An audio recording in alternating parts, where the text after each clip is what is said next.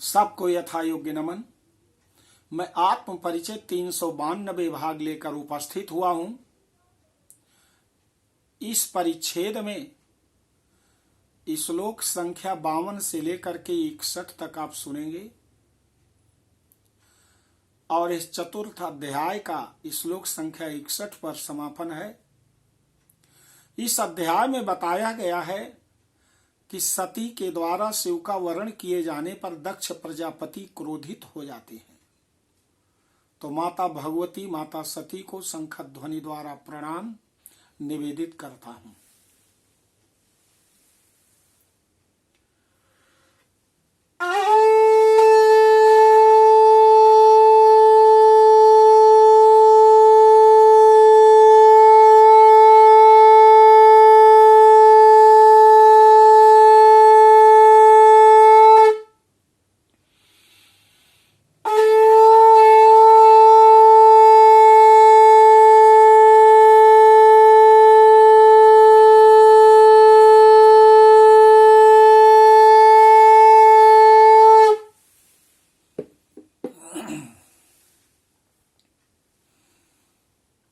व्यास जी कहते हैं कि दक्ष प्रजापति बहुत क्रोधित है। आइए देखते हैं इस श्लोक संख्या 52 से। तस्मै सती ददौ मालाम तेन दक्ष प्रजापति तस्याम मंदादरा किंचिद बभूव मुनि पुंगवा अथ ब्रह्मा ब्रवीद वाक्यम दक्षम सर्व प्रजापतिम सहान्यैर्मानसैः पुत्रैर्मारीच्याद मुनीश्वरैः कन्या तवेयं देवेशं शिवम वृत्तवती वराम तम आहूय विधानेन सुताम त्वम देहि यत्ननता इति तस्य वचः श्रुत्वा स्मृत्वा प्रकृतिभाषितं समानीय महेशानं तस्मै दक्षो ददौ सतीम् सोऽपि उद्वाह विधानेन पाणिं जग्राह हर्षितः ततो ब्रह्मा च विष्णुश्च नारदाद्या महर्षयः तुष्टुर्वेदवाक्यैस्तु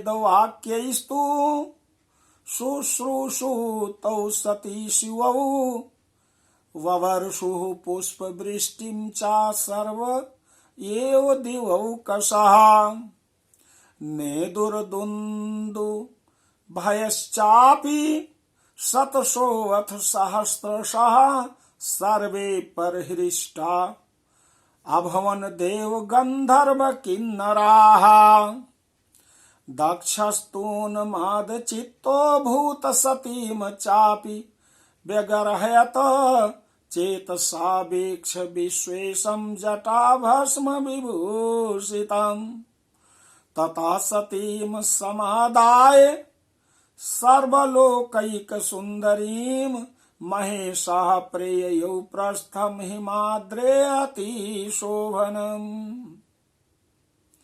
हरेण सार्धं यतायां सत्यां दक्ष प्रजापतेः दिव्यज्ञानं संभवद विलुप्तम मुनि पुंगवाम्।